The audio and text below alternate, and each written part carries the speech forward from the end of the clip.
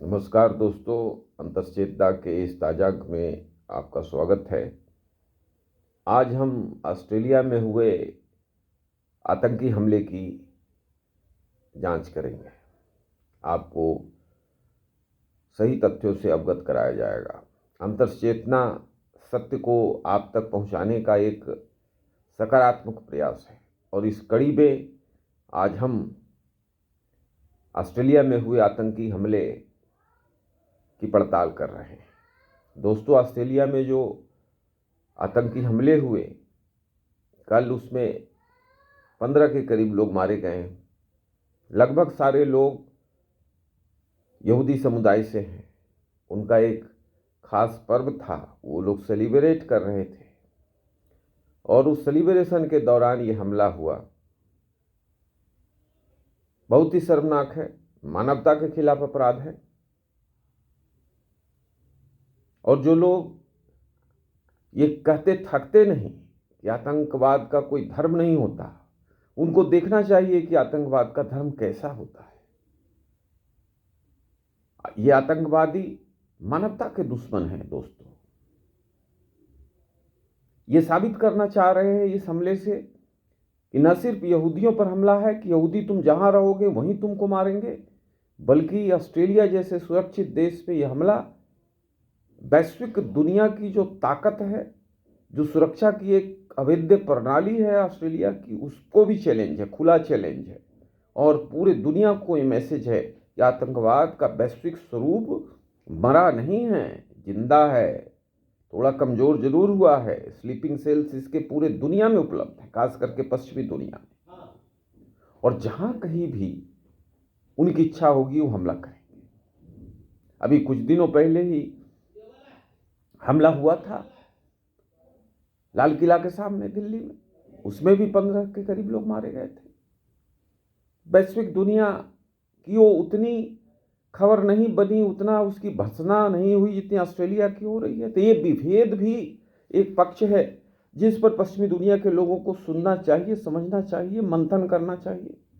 इंसान की जान चाहे वो अफ्रीका में जाए या एशिया में जाए या ऑस्ट्रेलिया में जाए या कनाडा में जाए, इंसानी जान है। खून लाल ही होता है, पीला नहीं होता, हरा नहीं होता, नीला नहीं होता। लोगों के धर्म बदलते हैं, राष्ट्रीयताएं बदलती हैं, रंग बदलता है, लेकिन खून का रंग नहीं बदलता। ये कुदरती चीज है। तो वैश्विक दुनिया को ये समझना चाहिए, खासकर पश्चिमी दुनिया को, ये आतंकवाद का जो स्वरूप है वो उसका एक धर्म है और उसको जो भी उनको जहां से प्रॉब्लम होगा वो हमला करेंगे।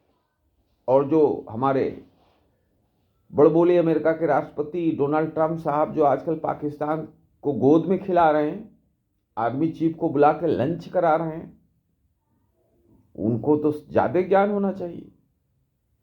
सीआईए के पास सारी सूचनाएं होती हैं, वो राष्ट्रपति को रिपोर्ट करती है। पाकिस्तान की सेना पूरी दुनिया में आतंकवाद की सबसे बड़ी नर्सरी है। जब अफगान जिहाद खत्म हुआ 1988 में, जिनेवा समझौता हुआ, सोवियत फौजें वापस गई,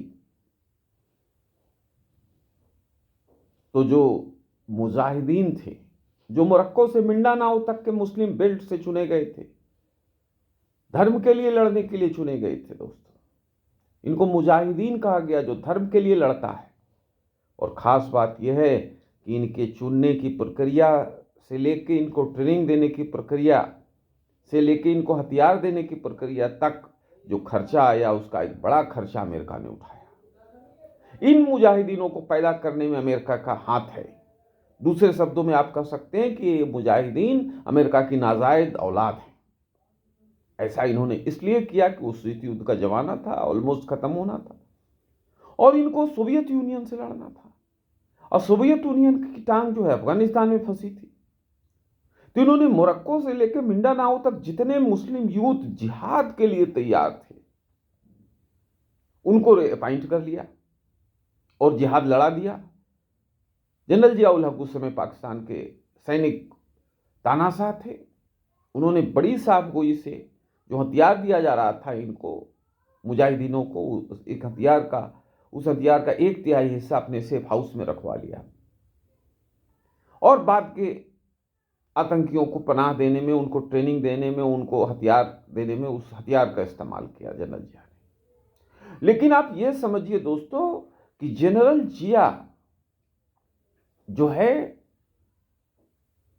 उसने पाकिस्तान को आतंकवाद का नर्सरी बनाया एंड पाकिस्तान की जो विदेश नीति है उसका एक अभिन्न हिस्सा आतंकवाद को बनाया जहां सॉरी आप हमारी बात नहीं सुनेंगे वहां आतंक का हम सहारा लेंगे, ऐसा करके पाकिस्तान। अब आपको थोड़ी सी हैरत होगी कि भाई ऑस्ट्रेलिया में हमला हुआ है, पाकिस्तान से क्या मतलब है। जांच आएगी, आप देखेंगे कि उसका पाकिस्तान से लिंक है।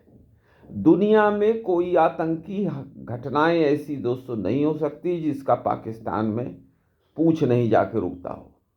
कहीं भी आतंकी हमला हो, लंदन में हो, न्यूयॉर्क में हो, मैड्रिड में हो, पेरिस में हो, अभी ऑस्ट्रेलिया में हुआ है, सारे के तार पाकिस्तान से जुड़े हैं।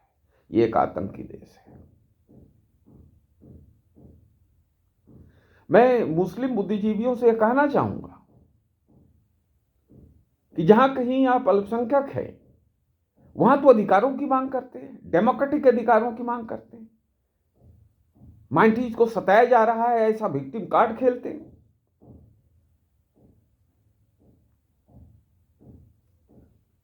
और अगर थोड़ी सी नोक झोंक भी हुई तो उसको हिंसा का नाम देके देश का नाम बर्बाद करते हैं आप। लेकिन ऑस्ट्रेलिया में जो हमला हुआ वो यहूदियों के खिलाफ हुआ और यहूदी दुनिया का सबसे छोटा माइनॉरिटी है, उस पर आपकी आवाज क्यों नहीं खुली? किससे डरते हो भाई?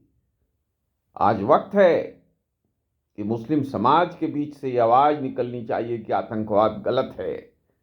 अगर आप इसी तरह से डेलिबरेट साइलेंस रखोगे तो आपके आगे आने वाली पीढ़ियों के लिए अच्छा नहीं होगा।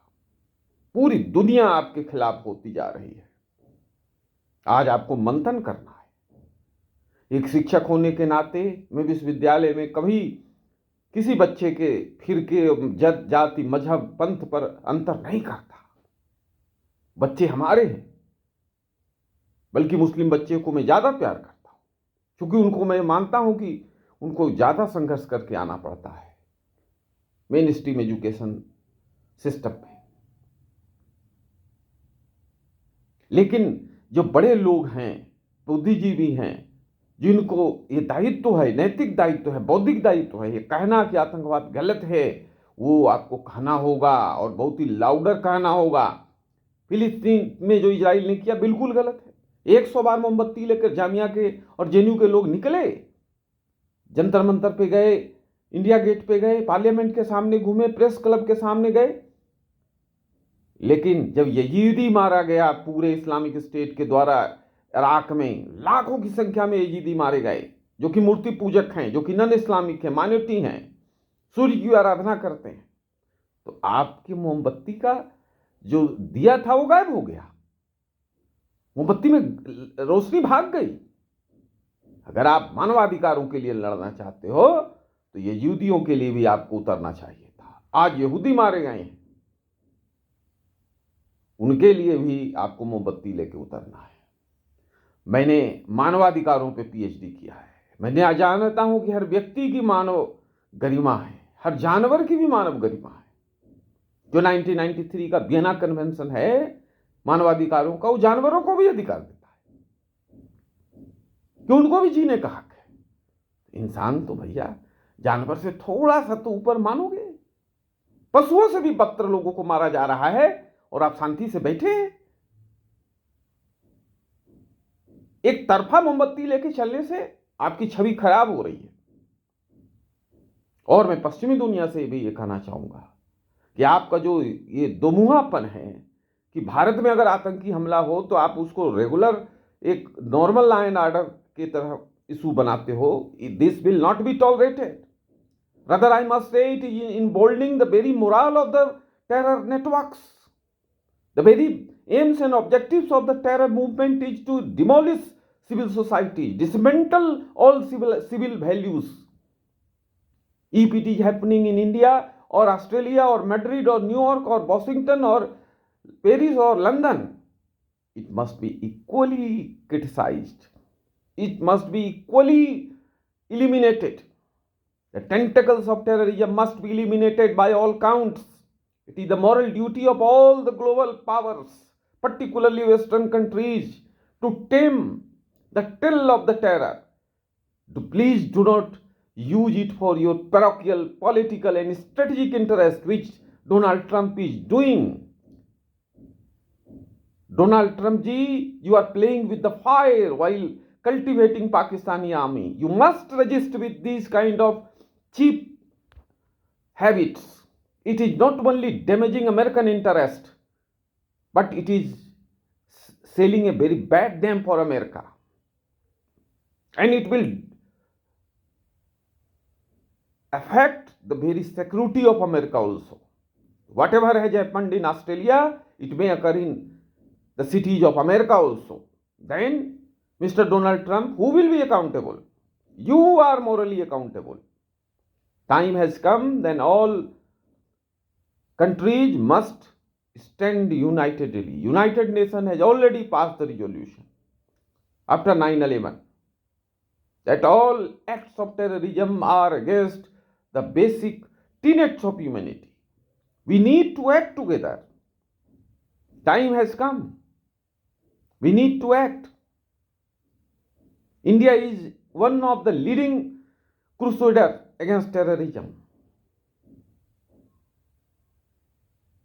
But when India is taking any action, why Western countries are furious? Because they are thinking that they are the old Badshah of the global system. Their global Santanat is getting challenged. Remove that from your mindset. India stands for humanity. Indian civilizational values is not only respect humanity, rather long back, millennia ago, Indian civilizational values have included even animal rights equal to human rights, equal to humanity. Animals are part and parcel of Indian system. They are equally worshipped like our deities. So please, we should stand together, have a united fight. I feel extremely sorry for the people who lost their precious life in Australia. This kind of merciless elimination of humanity cannot be tolerated. We all must stand together, act together, and wherever terrorism is and originates, mushrooms, we must finish, we must eliminate all those places and all those institutions and people who are harboring it. Thank you very much, my dear friend.